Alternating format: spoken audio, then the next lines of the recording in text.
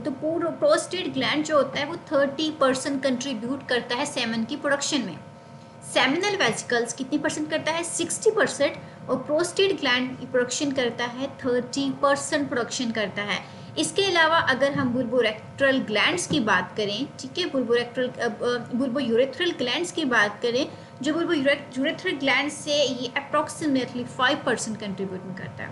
और अगर हम टेस्टिस की बात करें तो वो भी कितने परसेंट कंट्रीब्यूशन करते हैं? 5%। ठीक है, मोस्टली जो कंट्रीब्यूशन है सेमिनल वेसिकल्स की वो 60% है। मोस्टली 60% सेमिनल वेसिकल कंट्रीब्यूट करता है सेमन्स की प्रोडक्शन में। यहाँ पर बात है सेमन क्या चीज़ है? सेमन एक्चुअली मिक्सचर होता है स्पर्म्स का, एंड उसमें 5% स्पर्म्स होते हैं, 95% उसके अंदर फ्लूइड होते हैं। ठीक है, ये कंपोजिट होता है स्पर्म सेल्स का, जो कि सिक्रीशन होती है, सिक्रीशन होगी इसकी मेल रिप्रोडक्टिव ग्लैंड से। ठीक है, इसके अंदर कितनी परसेंट है? इसके अंदर मिक्सचर है 5% स्पर्म्स हैं एंड 95% इसके अंदर फ्लूइड्स मौजूद होते हैं। अगर हम बात करते हैं यूरेथ्रा की, ठीक है, यूरेथ्रा जो है, ये यूरेथ्रा जो होता है कॉमन पैसेज होता है स्पर्म्स एंड यूरिन के लिए।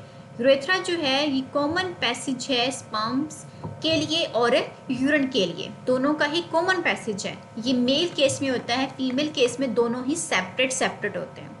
ठीक है, एग के लिए अलग पैसेज होता है, यूरिन के लिए अलग पैसेज होता है, लेकिन मेल के अंदर दोनों जो होता है वो कॉमन पैसेज होता है।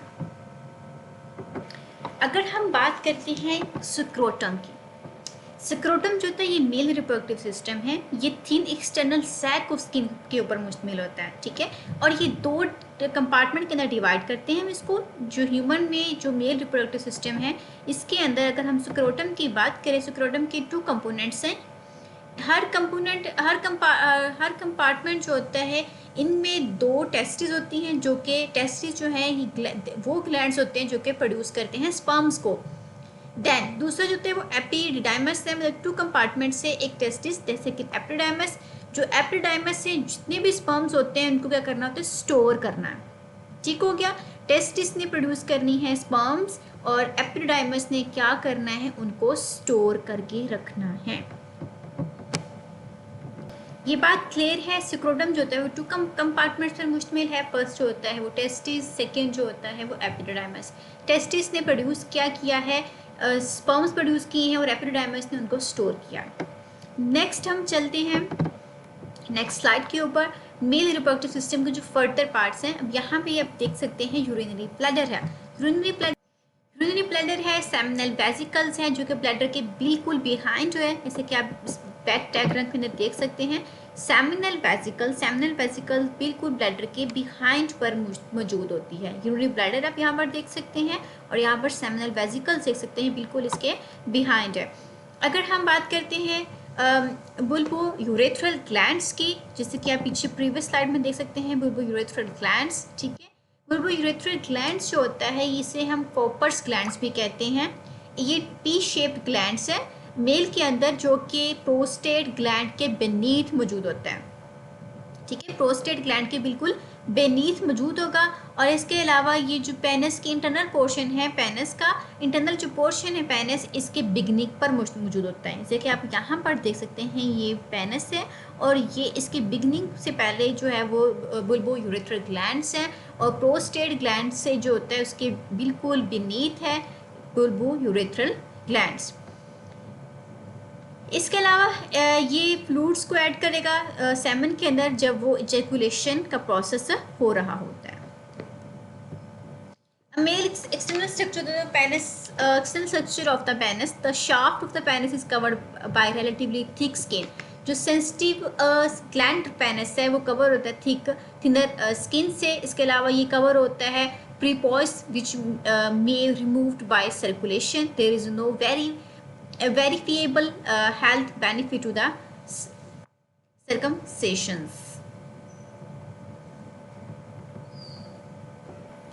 अगर हम पेनिस की बात करते हैं तो पेनिस जो होता है वो 3 लेयर्स के ऊपर मुश्तमिल होता है, जो कि स्पॉन्जी रेक्टाइल टिश्यूज हैं। अब जो ड्यूरिंग सेक्सुअल एरोयल के दौरान जो रेक्टाइल टिश्यूज हैं वो फिल हो जाते हैं ब्लड के साथ। ठीक है, जो कि आर्टरी से आ रहा होता है, उससे फिलअप हो जाते हैं। जो रिजल्टेंट, इसके नीचे में क्या रिजल्टेंट होगा, increase pressure seals of the veins that drains the penis. इसके अलावा क्या होगा, जो रिजल्ट में क्या होगा, जो प्रेशर क्या होगा वो सील अप कर देगा वेन्स को, जो कि ड्रेन के अंदर जो ड्रेन होगा पेनिस के अंदर।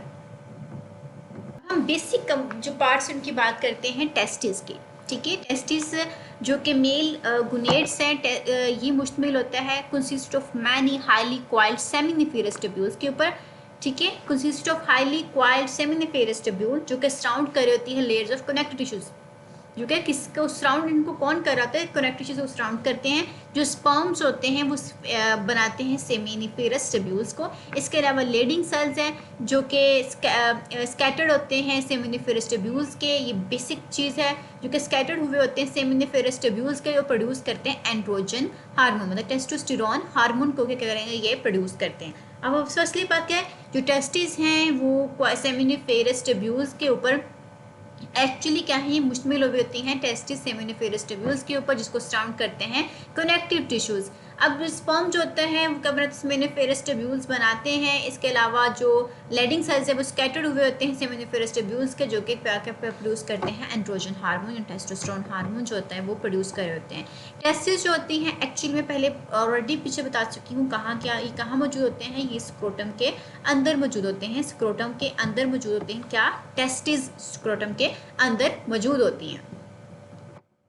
अब इसके अलावा बेसिक फंक्शन क्या है, इसका टेस्टिस जो होते हैं वो स्क्रोटम के अंदर मौजूद हैं, लेकिन इसका बेसिक फंक्शन क्या चीज़ है, स्क्रोटम क्या रोल प्ले करता है, इसका काम जो होता है ये क्या करता है, कीप्स करता है टेस्टिकुलर टेम्परेचर को कूलर देन बॉडी टेम्परेचर, मतलब जो बॉडी टेम्परेचर से जो इसका टेम्परेचर उसको कूल डाउन रखता है। इसके अलावा टेस्टिस क्या होती है, डिवेल्प होती है बॉडी कैविटी के अंदर और डिसाइडेड होती है स्क्रोटम के अंदर जस्ट बिफोर बर्थ, बर्थ के फौरन से पहले ही क्या होती है, ये टेस्ट होती है वो डिवेल्प हो जाती है बॉडी कैविटी के अंदर। देन था सेमिनिफेरस ट्यूब्यूल्स की, जो कि नेक्स्ट हमने बात की थी एपिडिडाइमस। एपिडिडाइमस जो कि आपने देखा था दो कंपार्टमेंट थे स्क्रोटम के, फर्स्ट जो था वो टेस्टिस था, सेकंड जो था एपिडिडाइमस था। एपिडिडाइमस जितने भी टेस्टिस ने स्पर्म्स को प्रोड्यूस कर दिया है, एपिडिडाइमस उसको स्टोर करना है, अपने अंदर स्टोर करके रखना होता है। It makes about 20 days for sperms to pass through the tubules for the epididymis. In the epididymis, sperms become motile and gain the ability to fertile. अब इसमें क्या होती है, एपिडिडाइमस होता है वो स्पर्म्स को इस काबिल बनाता है कि वो मोटाइल भी हो सकें और एबिलिटी अपने अंदर रख सकता है कि वो फर्टिलाइज हो सकें, फर्टिलाइज करने की एबिलिटी भी ये प्रोवाइड कर देता है। सेमन की बात करने से मैं ऑलरेडी सेमन के बारे में बता चुकी हूँ। ये एक सेमिनल फ्लूइड जो होता है ये थिक होता है, येलोश होता है और अल्कलाइन होता है। इसके अंदर म्यूकस होगा मौजूद, फ्रुक्टोस होगा, इसके अलावा कुछ इसके अंदर एंजाइम्स मौजूद होते हैं। इसके अलावा अगर हम एसेसरी ग्लैंड की बात करें, जो एसेसरी ग्लैंड है वो सेमिनल वेसिकल्स होते हैं, प्रोस्टेट ग्लैंड्स होते हैं, बुल्बोयूरेथ्रल ग्लैंड्स हैं, ठीक है। Prostate glands, bulbourethral glands and seminal vesicles, जिसे हम पहले ही स्लाइड में पढ़ चुके हैं। सेमिनल वेसिकल, प्रोस्टेट ग्लैंड्स क्या काम करते हैं, दोनों ही स्पर्म्स को नरिशमेंट देते हैं, न्यूट्रिशन प्रोवाइड करते हैं। एंड अगर हम बात करते हैं कि एसेस्टिक ग्लैंड्स जो हैं वो दो तरह के, seminal vesicle, prostate glands and bulbourethral glands already discuss हो चुकी हैं। दोनों ही सेमिनल वेसिकल्स और प्रोस्टेट ग्लैंड से करते हैं स्पर्म्स को नरिशमेंट, न्यूट्रिशन प्रोवाइड करते हैं। और जो बुल्बोयूरेथ्रल ग्लैंड्स हैं, स्कोपर्स का ग्लैंड्स भी बोलते हैं, जो कि बिल्कुल प्रोस्टेट ग्लैंड्स के बिहाइंड मौजूद होता है और इसके अलावा बीनीथ मौजूद होता है। इसके अलावा बिल्कुल ही जो पेनिस की स्टार्टिंग बिगनिंग से पहले ये मौजूद होगा और ये क्या करता है, फ्लूइड्स को ऐड करता है जो सेमन के अंदर जब वो एजैकुलेशन का प्रोसेस हो रहा होता है। सेमिनल वेसिकल्स है, seminal vesicle a pair of gland that secrete a liquid component of semen into the waste differences। ये करता है, ये पेयर ऑफ ग्लैंड है जो कि सेक्रीट करता है लिक्विड कंपोनेंट को, सेमन के जो लिक्विड कंपोनेंट है उसको वेस्ट डिफरेंसेस के अंदर सेक्रीट करेगा। जो सेक्रेशन होगी वो एल्कलाइन होगी, जो कि न्यूट्रलाइज कर देगी एस्टी कंडीशन, जो फीमेल की जो फीमेल जेनिटेलियल ट्रैक्ट जो है उसको क्या कर देगी, एस्टी कंडीशंस को न्यूट्रलाइज कर देती है। सेमिनल वेसिक फ्लूइड जो होता है उसके अंदर फ्रुक्टोज भी मौजूद होते हैं, जैसे कि आप इस डायग्राम के अंदर सेमिनल वेसिकल जो होता है वो देख सकते हैं। नेक्स्ट बात है प्रोस्टेट ग्लैंड्स की। प्रोस्टेट ग्लैंड जो होता है surround and open into the urethra where it leaves the bladder. ये क्या होता है, सराउंड करता है और ओपन होता है यूरेथ्रा के अंदर, और जहाँ पर ये वो लीव कर जो होता है ब्लैडर को। सेक्रीशन जो इसकी होती है वो स्लाइटली अल्कलाइन होती है फ्लूइड की, जो कि एक्टिवेट करती है sperms and prevent them from sticking together. Sperms को एक्टिवेट करेगी और इसके अलावा इसको स्टिकिंग, खुद जुड़ने से, स्टिकिंग से बचा लेती है। प्रोस्टेट ग्लैंड्स, प्रोस्टेट जो होता है इसका एक प्रॉब्लम होता है, ये प्रोस्टेट प्रॉब्लम जो होता है ये हो सकता है मेल के अंदर 40 एज के अंदर, जो कि कैंसर भी काज कर सकता है। अगर आप 40 प्लस हो जाएं तो प्रोस्टेट ग्लैंड जो होता है ये कैंसर भी मेल के अंदर काज कर सकता है। ठीक है, मोर कॉमन हो जाता है जो प्रोस्टेट कैंसर है, ये मोर कॉमन होता है मैन के अंदर जो वो 40 एज से प्लस हो चुके होते हैं।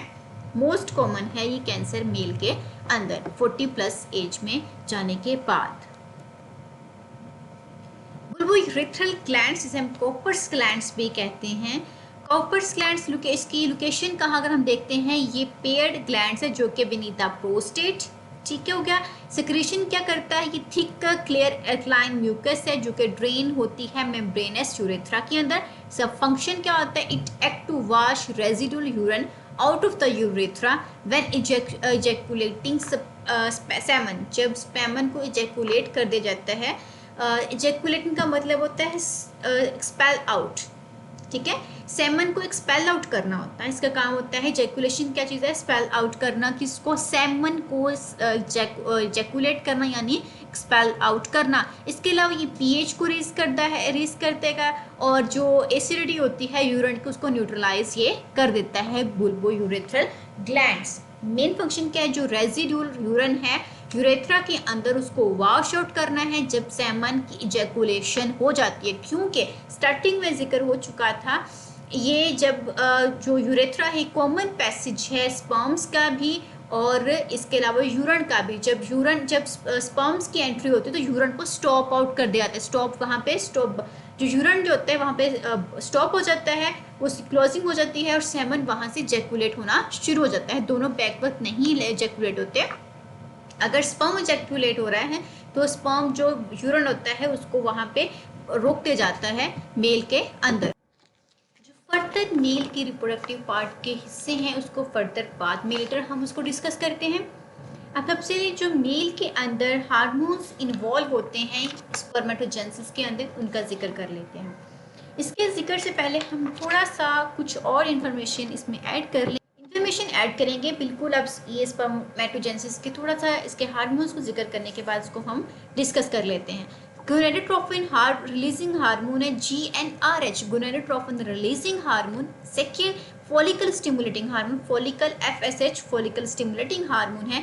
And interstitial cell stimulating hormone, interstitial cell stimulating hormone also called LH luteinizing hormone and testosterone and inhibin hormone. ये मेल रिप्रोडक्टिव जो सिस्टम है इनके अंदर हार्मोन्स जो होते हैं ये मौजूद होते हैं। जो हार्मोनल कंट्रोल है स्पर्मेटोजेनेसिस का, hypothalamus gonadotropin releasing hormone act करता है एंटीरियर पिट्यूटरी ग्लैंड्स के, जो कि 2 हार्मोन रिलीज करती है, luteinizing hormone and follicle stimulating hormone. Luteinizing hormone interstitials के ऊपर एक्ट करेगा और टेस्टोस्टेरोन को रिलीज करेगा। इसी तरह नेक्स्ट होगा फॉलिकल स्टिमुलेटिंग हार्मोन, टेस्टोस्टेरोन जो होगा करेगा सेलुलर सेल्स को, जो कि प्रोड्यूस करते हैं spermatogenesis and inhibin hormone. Next feedback mechanism है इनका, जो कि इनहिबिन है जो एक्ट करता है इंटीरियर पिट्यूटरी के ऊपर, जो कि इनहिबिट कर देगा फॉलिकल स्टिमुलेटिंग हार्मोन की प्रोडक्शन को। इसके अलावा ये टेस्टोस्टेरोन है जो कि हाइपोथैलेमस के ऊपर एक्ट करेगा और इनहिबिट कर देगा गोनेडोट्रोपिन रिलीजिंग हार्मोन की प्रोडक्शन को। नेक्स्ट हम इसमें डिटेल में पढ़ते हैं इनकी एक्सप्लेनेशन को। हम फिजियोलॉजी मेल रिप्रोडक्टिव सिस्टम की फिजियोलॉजी जो उसकी दोबारा डिस्कस थोड़ा सा कर लें। जो नॉर्मल फंक्शन है मेल रिप्रोडक्टिव सिस्टम के वो डिपेंड करते हैं both hormonal and neural mechanism के ऊपर। जो नॉर्मल फंक्शन है मेल रिप्रोडक्टिव सिस्टम के वो डिपेंड करते हैं हार्मोनल और न्यूरल मैकेनिज्म के ऊपर। हार्मोन जो होते हैं वो प्राइमरी रिस्पॉन्सिबल होते हैं कुछ चीज़ों के for the development of reproductive system. Hormone जो है वो रिस्पॉन्सिबल किन किन चीज़ों के लिए है, रिप्रोडक्टिव स्ट्रक्चर जो होता है उसकी डेवलपमेंट के लिए, रिप्रोडक्टिव स्ट्रक्चर उसकी डेवलपमेंट के लिए हार्मोन्स होते हैं वो रिस्पॉन्सिबल होते हैं। सेकंड क्या होता है, जो फंक्शनल कैपेसिटीज़ हैं उनको मेंटेन करना, इसके अलावा इसके अंदर जो सेकेंडरी सेक्सुअल कैरेक्टरिस्टिक्स हैं उनकी भी डेवलपमेंट करवाना। इसके अलावा ये जो सेक्सुअल बिहेवियर है उसको भी इन्फ्लुएंस करता है, उस पर भी असरअंदाज के होते हैं हार्मोन्स। जो न्यूरल मैकेनिज्म है वो प्राइमरी इन्वॉल्व होते हैं सेक्सुअल बिहेवियर में, और कंट्रोल ऑफ सेक्सुअल एक्ट में क्या करते हैं, ये इन्वॉल्व हो रहे होते हैं। अगर हम रेगुलेशन की बात करें, जो सेक्स हार्मोन्स हैं वो क्या चीज़ को रेगुलेट करता है, हार्मोनल जो मैकेनिज्म है वो इन्फ्लुएंस करेगा मेल रिप्रोडक्टिव सिस्टम के ऊपर, जो कि इन्वॉल्व होता है hypothalamus, pituitary gland and the testis. Okay, hormonal mechanism जो है वो इन्फ्लुएंस करेगा रिप्रोडक्टिव सिस्टम, जो कि इन्वॉल्व होगा hypothalamus, pituitary gland and the testis. जो स्मॉल पेप्टाइड हार्मोन है जिसे हम बोलते हैं gonadotrophin releasing hormone, GnRH hormones, और luteinising hormone releasing hormone LHRH, ये रिलीज होते हैं न्यूरॉन से। हाइपोथैलेमस के अंदर जो न्यूरॉन्स हैं वहाँ से ये रिलीज होते हैं GnRH एंड LHRH, ये दो हार्मोन्स हैं। अब GnRH होता है, ये पास करता है हाइपोथैलेमो हाइपोफाइजल पोर्टल जो सिस्टम होते हैं इंटीरियर पिट्यूटरी ग्लैंड्स का, वहाँ से ये पास आउट होते हैं। ठीक हो गया। इसके रिस्पॉन्स में GnRH होता है, ये cells within the interior pituitary gland से सिक्रेट करते हैं दो हार्मोन्स। गोनाडोट्रोफिन हार्मोन ने इसे टू हार्मोन से बोलते हैं गोनाडोट्रोफिन्स।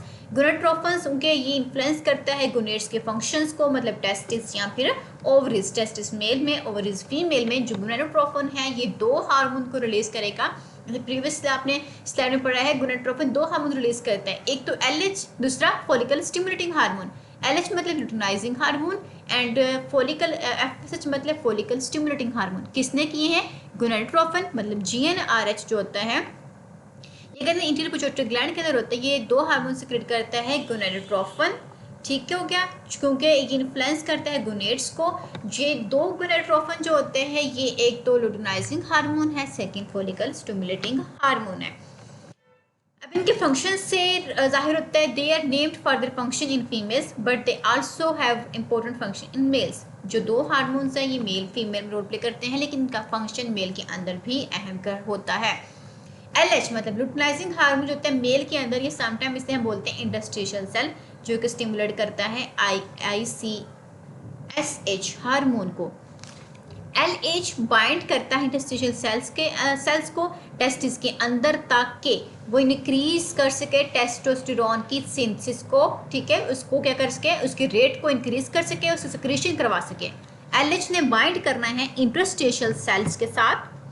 टेस्टिस के अंदर जो इंटरस्टिशियल सेल्स हैं LH ने, लुटिनाइजिंग हार्मोन ने इसका बाइंड करना है, ताकि वो उसकी रेट ऑफ प्रोडक्शन जो है टेस्टोस्टेरोन की जो सिंथेसिस है उसको बढ़ा सके, उसको सेक्रेशन कर सके। जो फॉलिकल स्टिमुलेटिंग हार्मोन होता है वो प्राइमरली करता है सस्टेनुकुलर सेल्स के अंदर, जो कि सेमिनिफेरस ट्यूब्यूल्स के अंदर होते हैं, जो कि प्रमोट करते हैं स्पर्म सेल्स डेवलपमेंट को। फॉलिकल स्टिमुलेटिंग ने क्या करना है, स्पर्म सेल्स के डेवलपमेंट की प्रोडक्शन करनी है। ये दोनों हार्मोन कौन कौन से हार्मोन है, फर्स्ट क्या है, लुटिनाइजिंग हार्मोन है, सेकंड जो है वो फॉलिकल स्टिमुलेटिंग हार्मोन है। लुटिनाइजिंग हार्मोन ने क्या किया है, रेट ऑफ टेस्टोस्टेरोन के सिंथेसिस को बढ़ाया है, उसके सेक्रेशन को बढ़ाया है। फॉलिकल स्टिमुलेटर ने प्रमोट किया है स्पर्म सेल्स की डेवलपमेंट को। ये दोनों हार्मोन स्पेसिफिक रिसेप्टर मॉलिक्यूल्स हैं जो कि cyclic adenosine monophosphate is an important intracellular mediator है इन दोनों सेल्स के दरमियान। यहाँ पे जो बेसिक बात है वो है GnRH हार्मोन जो होता है वो स्टिमुलेट करता है secretion of large quantity of LH and follicle stimulating hormone. मतलब इसने क्या किया, स्टिमुलेट किया है, सिक्रेशन की है लुटिनाइजिंग हार्मोन के, फॉलिकल स्टिमुलेटिंग हार्मोन की। जो इंटीरियर पिट्यूटरी है वो मस्ट बी एक्सपोज होता है series of brief increase and decrease in GnRH। अगर GnRH की क्वांटिटी बढ़ेगी या कम होगी, इंटीरियर पिट्यूटरी ग्लैंड जो होता है वो उसको एक्सपोज आउट करता है। अगर बढ़ेगी तो क्या होता है, कम होगी तो क्या होगा, कम बढ़ जाएगी ऑटोमेटिकली GnRH जो होगा वो दो हार्मोन रिलीज करेगा, LH and follicle stimulating hormone. जो क्रोनिकली एलिवेटेड GnRH लेवल जो होता है ब्लड के अंदर वो काज करता है इंटीरियर पिट्यूटरी सेल्स को कि वो बिकम्स इनसेंसिटिव हो जाए ताकि वो स्टिमुलेशन कर सके GNHR हार्मोन मॉलिक्यूल्स के, जो कि little LH and follicle stimulator जो होते हैं वो सेक्रेट आउट कर रहे होते हैं। नेक्स्ट अगर हम बात करें टेस्टोस्टेरोन जो होता है मेजर मेल हार्मोन होता है, जो कि कौन रिलीज करता है, सेक्रेट करता है? टेस्टिस ने, जो टेस्टिस हैं जो कि स्क्रोटम के अंदर मौजूद होती हैं। अब टेस्टिस कहाँ मौजूद हैं? स्क्रोटम के अंदर। स्क्रोटम कहाँ है? एक्सटर्नल पार्ट है, ठीक है, इंटरनल पार्ट नहीं है, एक्सटर्नल जेनेटेरिया है, मेल का एक्सटर्नल जेनेटेरिया है, टेस्टिस स्क्रोटम के अंदर मौजूद होती हैं। अब टेस्टिस जो है, टेस्टोस्टेरोन मेजर मेल हार्मोन है जो कि सेक्रेट करता है कौन? टेस्टिस, ठीक है, टेस्टिस इनको सेक्रेट करती है। इसके अलावा ये क्लासिफाई होते हैं एंड्रोजन हार्मोन के, ठीक है, क्योंकि ये स्टिमुलेट करते हैं मेल रिप्रोडक्टिव स्ट्रक्चर्स को। सेकंड, क्या स्टिमुलेट करते हैं? मेल रिप्रोडक्टिव सिस्टम को, स्ट्रक्चर को, जो रिप्रोडक्टिव स्ट्रक्चर जो है मेल का, उसको ये स्टिमुलेट करते हैं। इसके अलावा ये सेकेंडरी जो सेक्सुअल कैरेक्टरिस्टिक्स हैं उसको भी क्या करते हैं? ये स्टिमुलेट करते हैं, उसकी डेवलपमेंट करते हैं। अगर हम टेस्टिस जो होते हैं फर्दर बात करें, जो टेस्टिस होती है वो सिक्रेट करती हैं other androgen, but they are produced in smaller concentration and are less potent than testosterone. इसके अलावा टेस्टिस होती है वो स्मॉल अमाउंट में एस्ट्रोजन और प्रोजेस्टेरोन भी रिलीज करती हैं, जो कि फीमेल के अंदर प्रोड्यूस होते हैं हार्मोन्स, ठीक है। एस्ट्रोजन और प्रोजेस्टेरोन होती है फीमेल के अंदर हार्मोन्स, दोनों हार्मोन्स फीमेल के अंदर प्रोड्यूस होते हैं, लेकिन कुछ स्मॉल क्वांटिटी के अंदर ये मेल के अंदर भी प्रोड्यूस होते हैं। टेस्टोस्टेरोन जो होता है ये मेजर इन्फ्लुएंस होता है कई टिश्यूज के ऊपर। इसके अलावा इसकी बेसिक फंक्शन की बात करिए, एसेंशियल और रोल प्ले करता है एम्ब्रियोनिक डेवलपमेंट में। जो रिप्रोडक्टिव स्ट्रक्चर्स हैं, रिप्रोडक्टिव स्ट्रक्चर के जो एम्ब्रियोनिक डेवलपमेंट है उसमें ये अहम किरदार अदा करते हैं। इसके अलावा ये जो पबर्टी के दौरान, ड्यूरिंग पबर्टी मतलब जब बच्चा बलूगत की तरफ जा रहा होता है उस दौरान ये डेवलपमेंट करते हैं सेक्सुअल सेकेंडरी सेक्सुअल कैरेक्टरिस्टिक्स की, ठीक है। जब पबर्टी होती है, बलूगत में जब हो रही होती है, बच्चा बालक हो रहा होता है, तब सेकेंडरी सेक्सुअल कैरेक्टर की डेवलपमेंट होती है। इसके अलावा जो स्पर्म सेल्स प्रोडक्शन है उसको भी मेंटेन करता है। इसके अलावा जो गोनेडोट्रोफिन सेक्रेशन है उसको रेगुलेट करता है। इसके अलावा जो इन्फ्लुएंसेस सेक्सुअल बिहेवियर है उसको भी करता है, इन्फ्लुएंस करता है।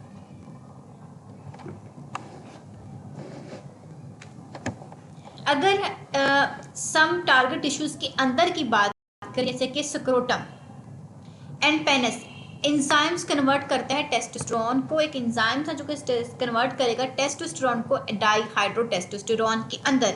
अगर हम बेसिक जो इंपॉर्टेंट बात है वो यहाँ पर है, ठीक है। सम हम टारगेट सेल्स कौन कौन से हैं? स्क्रोटम एंड पेनिस, दोनों ही एक्सटर्नल पार्ट्स हैं, ठीक है। रिप्रोडक्टिव सिस्टम के दोनों ही एक्सटर्नल पार्ट हैं, स्क्रोटम भी और पेनिस भी। जो वहां पर एंजाइम्स होंगे वो कन्वर्ट करते हैं टेस्टोस्टेरोन को डाईहाइड्रोटेस्टोस्टेरोन के अंदर। अगर इन दी सेल्स के अंदर सेल कौन कौन से हैं? टारगेट टिश्यू सेल कौन कौन से हैं? सेल्स कौन? Scrotum and penis. अब इन सेल के अंदर डाईहाइड्रोटेस्टोस्टेरोन होता है वो एक्टिव हार्मोन है। क्या चीज है? एक्टिव हार्मोन है। अगर ये एंजाइम्स एक्टिव ना हो, जो स्ट्रक्चर होता है वो फुली तौर पर डेवलप नहीं हो पाता, ठीक हो गया। मतलब ये जो सेल्स हैं इनमें टेस्टोस्टेरोन कन्वर्ट हुआ है डाईहाइड्रोटेस्टोस्टेरोन के अंदर। डाईहाइड्रोटेस्टोस्टेरोन होता है वो एक्टिव हार्मोन होता है। अगर ये एंजाइम्स एक्टिव ना हो तो वो टेस्टोस्टेरोन को डाईहाइड्रोटेस्टोस्टेरोन के अंदर कन्वर्ट नहीं करेगा, जिसके नतीजे में जो स्ट्रक्चर होता है वो मुकम्मल तौर पर डेवलप नहीं होता। अगर हम दूसरे टारगेट टिश्यू सेल्स की बात करें, जो एंजाइम्स होता है वो कन्वर्ट करते हैं टेस्टोस्टेरोन को एस्ट्रोजन, एंड एस्ट्रोजन जो होता है वो एक्टिव हार्मोन होता है। जो सम ब्रेन सेल्स हैं वो कन्वर्ट करते हैं टेस्टोस्टेरोन को एस्ट्रोजन के अंदर। इन सेल्स के अंदर एस्ट्रोजन जो होता है वो एक्टिव हार्मोन जो रिस्पॉन्सिबल होता है सम मेल सेक्सुअल बिहेवियर के लिए।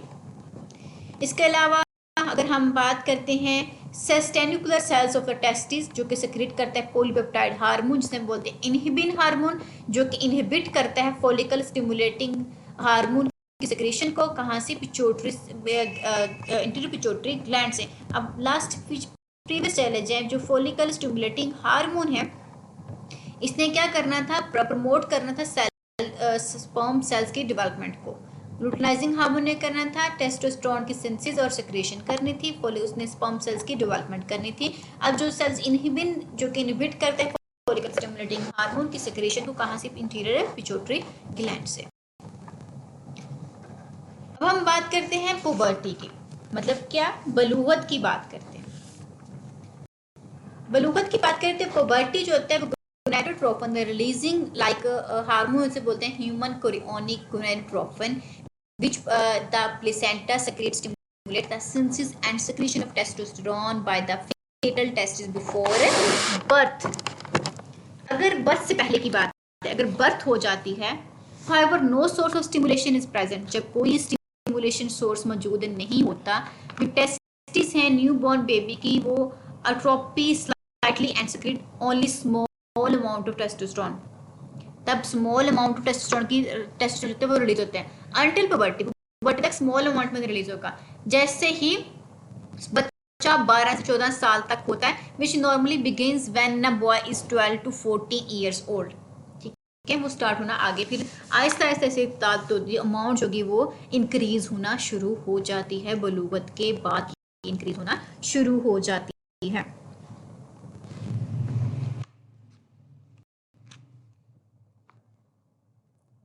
Puberty is the age at which individual become capable of sexual reproduction। बलूगत जो होती है, जब बच्चा बालग हो चुका होता है 12 से 14 साल के बाद, ये एक ऐसी एज है जब बच्चा जो होता है वो सेक्सुअल रिप्रोडक्शन के काबिल हो चुका होता है।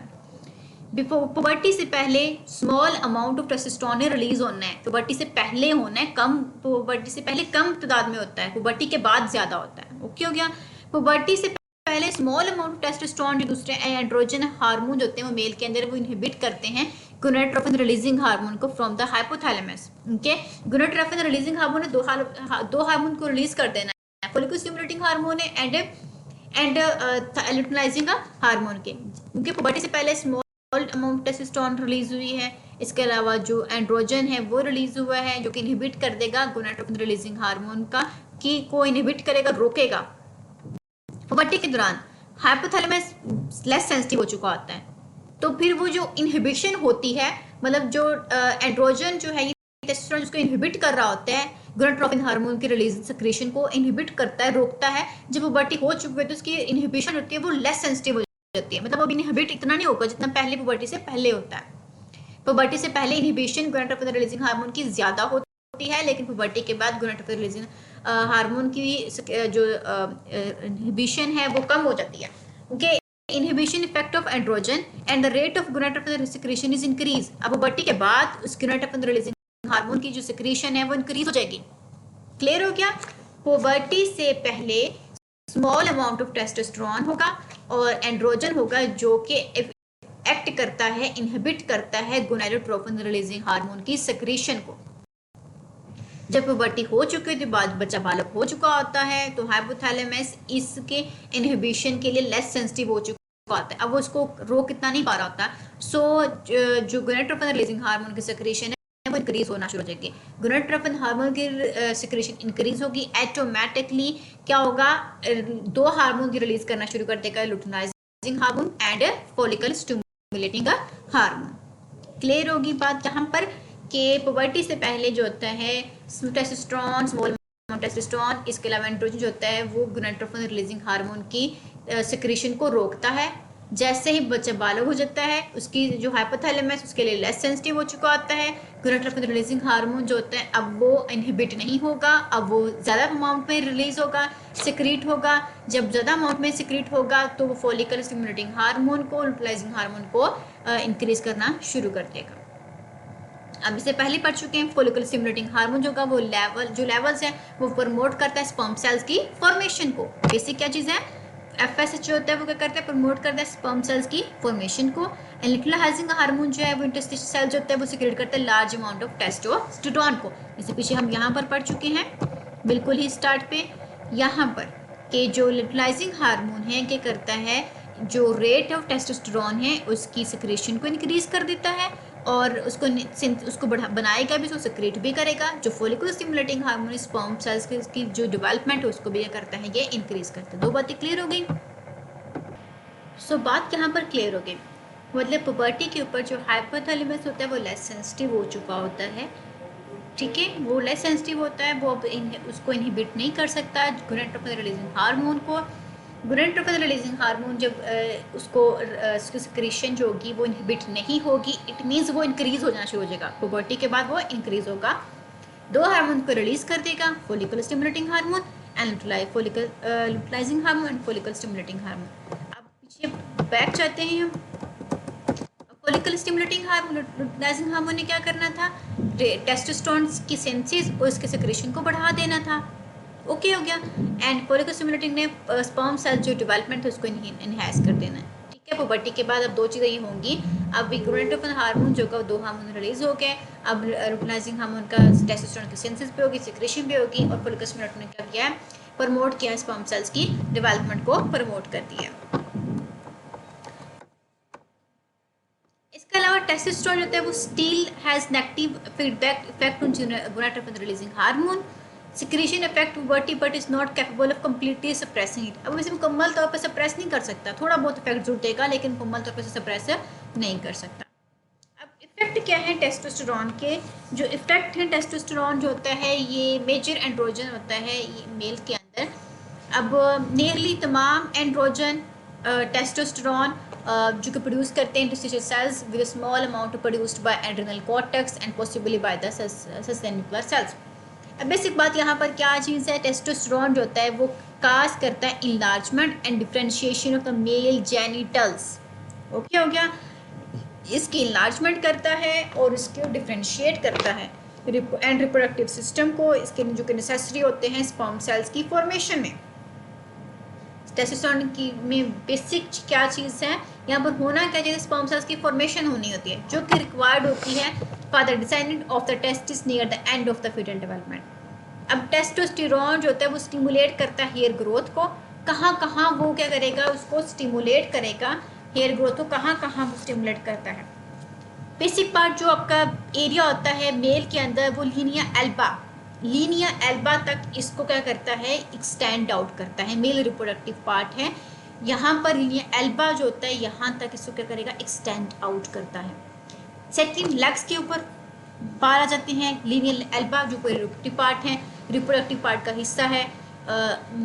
एक्सटर्नल रिप्रोडक्टिव पार्ट जहाँ पर है वहाँ पर यहाँ पर हेयर ग्रोथ होना शुरू होती है, लेग्स के ऊपर होती है, चेस्ट के ऊपर होती है, एक्सिलरी रीजन के ऊपर होती है, फेस के ऊपर होती है, और बैक के ऊपर यहाँ पर टेस्टोस्टेरोन ने करना है, हेयर ग्रोथ करनी है।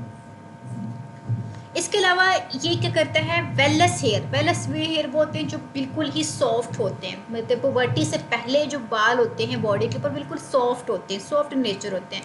जब पुबर्टी हो चुकी होती है, जब टेस्टोस्टेरोन ने हार्मोन ने रिलीज होना है, हेयर ग्रोथ को स्टिमुलेट करना है, तो वो जो बाल जो होते हैं वो कोर्सर मतलब सख्त होना शुरू होते हैं, हार्ड होना शुरू होते हैं, ठीक है। जो मोर पिगमेंटेड होंगे और कोर्सर्स होंगे, इसका मतलब क्या होगा, वो बहुत ही हार्ड होना शुरू हो जाएंगे। बिफोर बर्थ सॉफ्ट होते हैं, उसके बिफोर पुबर्टी ये सॉफ्ट होते हैं, आफ्टर पुबर्टी ये हार्ड होना थोड़ा सा शुरू हो जाते हैं। इसके अलावा ये रफ होंगे, स्किन को रफ कर देंगे। टेस्टोस्टेरोन के बेसिक्स और फंक्शन क्या है, इसके अलावा क्वांटिटी जो होगी मेलानिन की स्किन के अंदर वो इंक्रीज होगी और स्किन को डार्कर कर देगी। मेलानिन की स्किन के अंदर जो मेलानिन है इसकी क्वांटिटी को इन्हेंस कर देगा और स्किन को डार्कर कर देगा। इसके अलावा टेस्टोस्टेरोन होता है इंक्रीज करता है rate of secretion from the sebaceous gland specially on the face. और इसके अलावा पुबर्टी बिगिनिंग नियर पुबर्टी के तकरीबन बिल्कुल ही start testosterone also cause hypertrophy of the larynx and reduce tension on the vocal cords. इसका मतलब क्या होगा, ये वॉइस को चेंज कर देगा, वॉइस डिफिकल्ट जो उसे कंट्रोल करेगा और आपकी वॉइस को शार्प कर देगा। टेस्टोस्टेरोन इसके अलावा इफेक्ट करता है मेटाबॉलिज्म के ऊपर भी इफेक्ट करेगा।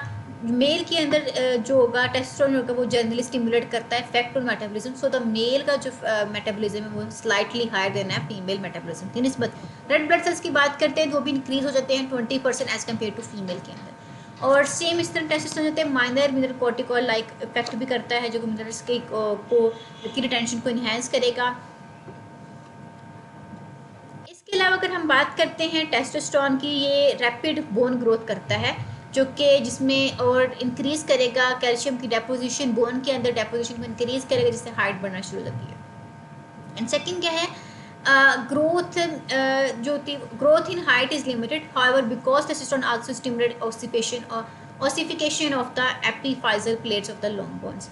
Males who mature sexually at earlier age, वो मेल जो अर्लियर एज में जल्दी मतलब 12 से 14 से 16 एज या अर्लियर एज होती है, अगर इसमें मेच्योर सेक्चुअली मेच्योर हो जाए तो वो ग्रो बिल्कुल रैपिडली करते हैं, मतलब उनकी हाइट बहुत जल्दी से बढ़ती है, ठीक है, लेकिन वो इतनी हाइट तक नहीं जा पाती, उनकी हाइट इतनी बढ़ती नहीं है। और वो मेल जो ज़्यादा लेट मेच्योर होते हैं, सेक्चुअली मेच्योर होंगे, उनकी हाइट भी ज़्यादा बढ़ेगी, वो इतनी शार्पली तो तेज़ से नहीं बढ़ते, इनकी हाइट तेज़ से नहीं बढ़ती, ज़रा स्लो बढ़ती है, लेकिन बढ़ेगी ज़्यादा उनकी निस्बत जो बिल्कुल जल्दी बढ़ गए, जिनकी हाइट बहुत जल्दी शार्पली इंक्रीज़ हो गई है, मतलब जल्दी जो पुबर्टी की उम्र होती है उसमें जल्दी उनकी तरह हाइट बढ़ती है, तो वो इतनी लॉन्ग बड़े हाइट तक नहीं जाते, उनकी निस्बत जिनकी स्लो बढ़ती है। Male sexual behaviour and its male act testosterone जो होता है वो रिक्वायर्ड होता है to initiate and maintain male sexual behaviour को। अब टेस्टोस्टेरोन क्या चीज़ है? टेस्टोस्टेरोन जो होता है ये रिक्वायर्ड है इनिशिएट करने के लिए और मेंटेन करने के लिए, सेक्सुअल जो बिहेवियर है इसको मेंटेन करना और इसको इनिशिएट करने के लिए लाजमी होता है। अब टेस्टोस्टेरोन एंटर हो जाता है सेल्स के अंदर with in hypothalamus and the surrounding area of the brain and influences their function resulting in sexual behavior. Male sexual behavior may depend in part however on the conversion of testosterone to other steroids such as estrogen in the cells of the brain. इसके ऊपर भी depend कर रहा होता है। The blood level of testosterone remains relatively constant throughout the lifetime of a male from puberty until about years of age. जो level है blood के अंदर testosterone का वो हमेशा कांस्टेंट रहेगा 40 एज तक, 40 के बाद ये ऑटोमेटिकली कम होना शुरू हो जाएगा। Throughout the level slowly decline to about 20% of the value by 80 years, मतलब मेल के अंदर टेस्टोस्टेरोन का जो लेवल है 40 तक कांस्टेंट रहता है, 40 के बाद कम होना शुरू होता है, मतलब जब 80 की उम्र में पहुंच जाते हैं तो 20% में डिक्लाइन आता है। जब 20% डिक्लाइन आ जाएगा तो वो उनके अंदर जो सेक्स ड्राइव होता है या फर्टिलिटी होती है वो स्लो डाउन हो जाएगी। क्लियर हो गया? मतलब जो मेल के अंदर जो टेस्टोस्टेरोन है वो 40 एज तक उसकी जो सक्रीशन है वो कांस्टेंट है ब्लड के अंदर, ठीक हो गया। लेकिन जैसे ही वो 40 प्लस हो जाते हैं, मतलब उम्र उनकी बढ़ना शुरू हो जाती है, तो 40 प्लस जाने के बाद जब 80 तक जाते हैं तो वो उनमें डिक्रीज आता है, 20% डिक्रीज आता है टेस्टोस्टेरोन की सिक्रीशन में, और वो इतने काबिल नहीं होते सिक्रीशन में, वो उनकी सेक्स ड्राइव में फर्टिलिटी में इतने काबिल नहीं हो पाते।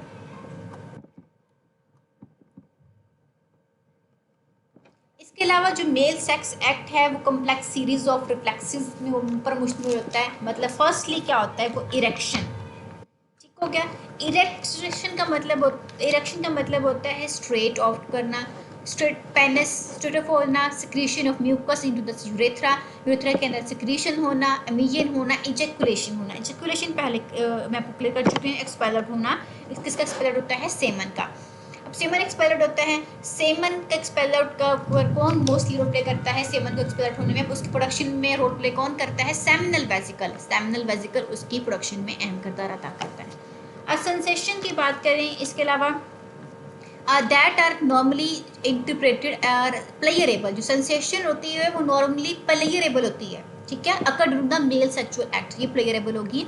एंड इसके दर्द में क्या होगा? ऑर्गजम्स एक्चुअली क्या चीज़ होता है? ये पीक ऑफ सेक्सुअल एक्साइटमेंट होती है जो कि मेल के अंदर प्रोड्यूस होती है ड्यूरिंग एजैकुलेशन, ठीक है। काम एजैकुलेशन जिसका ताल्लुक होता है ऑर्गजम्स का। ऑर्गजम्स क्या चीज़ है? ये पीक ऑफ सेक्सुअल एक्साइटमेंट है, प्लेयरेबल मूवमेंट है। देन इजैकुलेशन आफ्टर जब इजैकुलेशन हो चुकी होती है एक पीरियड आता है रेजुलेशन अकर्स। जब मैन इस स्टेज में पहुंचता है, the man now enter a temporary recovery phase में पहुंच जाता है, where further orgasms are not possible. जब फर्दर ऑर्गजम्स पॉसिबल नहीं हो पाता and its length vary from person to person. During this phase, the man's penis and testicles return to its original size. अब यहाँ पर ओरिजिनल साइज में पहुँच जाएगा।